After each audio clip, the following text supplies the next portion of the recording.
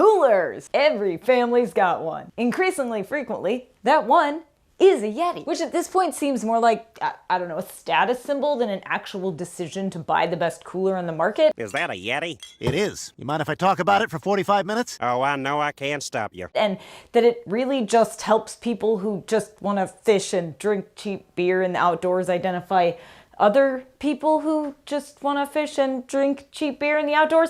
But I've never tested one, so what do I know? Until now. I got my hands on a newish Yeti Roadie 48 and decided to pit it against the Rover Roller 45, a cooler I've been a fan of since we tested one out a few years ago, and honestly seems more capable and versatile. But who can say until we test them side by side? So that's exactly what we did. Let's just dive right in, shall we? Starting with the functional and aesthetic differences and similarities here. So from the outside in, these two coolers are obviously shaped a bit differently. The Rover is just a smidge bigger, but not by a measurable degree. The Rover opens like a clamshell with the hinges on the side, while the Yeti opens from the front with the hinge by the handle. I honestly have little to no preference on that. Both have sturdy handles, though I will say Yeti's feels a bit more robust, while Rover's is more versatile for two-handed pulling if you need some help getting it up a hill. The Rover has these super strong rubber closures, which can make getting in and out of it a bit more strenuous, while the Yeti features easy flip latches. Honestly, the Rover feels like it would be more durable and bear-proof because of that, but if bears aren't a major concern for you, or you have arthritis or a disability that makes wrestling with heavy-duty rubber unfeasible,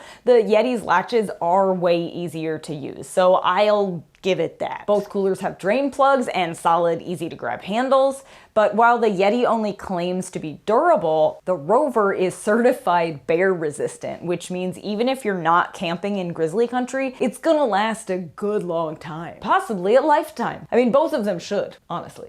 I mean, frankly, at these prices, they better. The Yeti is $450, while the Rover slides in at a cool $399. $439 with the Lander collapsible bin included. But it's mostly that extreme durability that sets these cooler apart from other brands as far as sustainability goes. Neither brand seems to be using recycled materials or anything like that, but both do commit to supporting environmental and outdoor diversity programs and nonprofits. So that's a plus. Both coolers do come with a 5-year warranty, and most of the individual parts are repairable or replaceable, which is excellent. You do not want to have to buy a $450 cooler every 5 years. The Yeti weighs just over 28 pounds, while the Rover weighs in at a slightly heavier 34, but it does come in way more fun colors than the Yeti. They're similar capacities, but the Rover is 45 liters with a 60 can capacity. That's 10 six-packs and at least half as many succulents for those of you who've been around the channel for a while and were wondering. If you know, you know. And the Yeti is 48 liters with a 70 can capacity. But let's talk accessories for a sec. Because who wants a cooler that's just a cooler? Please. The Yeti comes with a small dry bin, but honestly at that size it's of hardly any use to me. The last time I took the Rover out, that big old dry bin that takes up half the inside was full of food and stuff I didn't want to get wet. Plus, because that dry bin goes almost all the way to the bottom, there's not only more room for food, but the stuff at the bottom of that bin actually stays colder longer because as the ice melts, super cold water slides under there and surrounds the bin, which is kind of like wrapping everything in its own refrigerator. There's a reason they call it the deep freeze dry bin. That's all I'm saying. The bins in both coolers are removable though if you don't need or want them. Additionally, you can buy a divider for the Yeti to keep ice on one side, but not water, dedicated ice packs, more dry bins and storage baskets, a double cup holder, and a lock plate that you can install in order to lock your cooler with a padlock. Now, if that's important to you, then you should know that you don't need a special lock kit for the Rover. The way it's designed with its accessory bars and such, you can just throw a padlock right on there. I also prefer the accessories available for the Rover,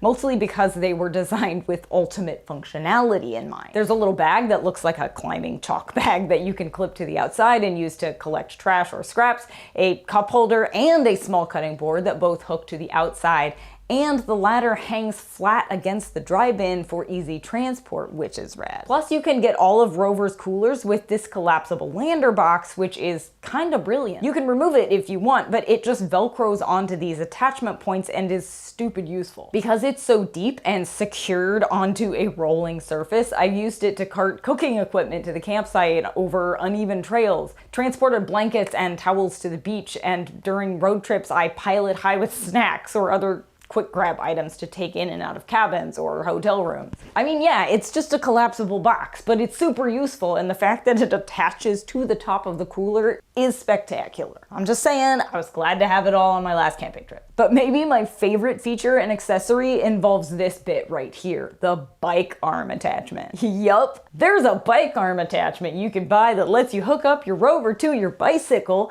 so if you want to ride to the park or the lake or beach or whatever with your cooler, you can. Yeah, it's a cooler that still makes sense to own if your main mode of transportation is a bike. Part of what makes that possible is the wheels on the Rover, which are inflatable and puncture resistant, which means they are far more capable of rolling over uneven terrain, rocks, roots, gravel, you name it, and absorbing impact without getting chewed up, stuck, or torn to shreds. The wheels on the Yeti, well, the brand is trying to build them as never flat, but that's only a pro if the only place you ever take your cooler is across the parking lot or down the sidewalk. They're just not super capable of handling off-road type terrain. They did okay when the cooler was mostly empty, but the heavier your cooler is, the less those wheels are going to be able to absorb shock if the cooler is bouncing up and down. And speaking of wheels, Rover also recently launched another accessory option, the beach wheels. Yeah, apparently they didn't think their standard wheels were good enough.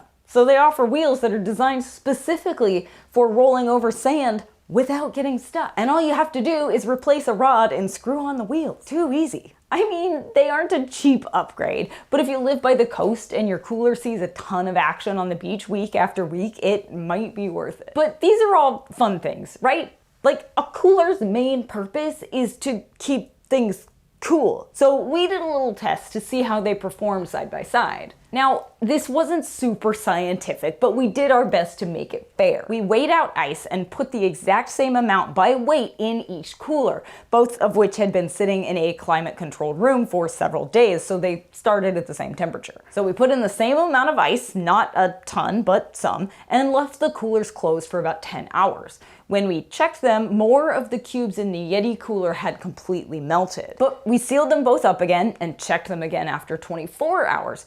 At that point, our small amount of ice had melted in both coolers, but the water in the Rover was noticeably colder than the water in the Yeti, meaning the Rover actually stayed colder longer. And it should. It advertises that it can keep stuff cold for 7 to 10 days. I mean, that's probably the best case scenario where you're not opening and closing it all the time and it's completely full of ice, but still. So long story short, the fact that I'm a die-hard Rover fan seems to be warranted. I know Yeti people are like all in or whatever with their matching tumblers and dog bowls, but honestly, I just don't get it. I'm obviously not Yeti's demographic, as in I'm not a middle-aged man with 2 kids, a mortgage, and a fishing pole. But frankly, the Rover's all-terrain wheels, bear resistance, durability, good looks, functional accessories, and supremely useful drive-in all trump whatever Yeti's got going on, in my opinion. Which, frankly, it should. Because if you're gonna pay this much money for a cooler, it better do more than keep your beer cold for your one annual backyard barbecue. Because, okay, listen, real talk time. If all you're doing is taking a picnic to the park or inviting people over for a pool party a few times a year, you do not need either of these coolers. Grab a used Coleman or an Igloo made of recycled materials for like 30 or 50 bucks. If you dream of biking with your cooler, or you frequently roll it to dispersed campsites for week-long trips, or you're overlanding or camping in grizzly country frequently, then you can consider getting a $400 cooler. Just don't get a Yeti, unless all you want is to be the Yeti guy. Hey, grab me a beer from the Yeti. You know it'll be cold, right? If you actually want to play outdoors and take your cooler with you, Rover reigns supreme. I said it. I won't take it back. Also, I cannot wait to slap a bunch of stickers on this bad boy. She's gonna look sweet. But let us know what you think of these two coolers in the comments below. Keeping in mind that I really have no hard feelings against Yeti fans. The Rover's just better. We'll drop links to both of the coolers in the description so you can go check them out for yourself. Then, make sure to like and subscribe and hit the bell and all of that stuff so you don't miss any of our future gear reviews, how-tos, and, destination highlights. We got some good stuff coming up. We're going backpacking in the Tetons. That's gonna be fun. Then keep your 6-packs and succulents cult. Get out there and wander on.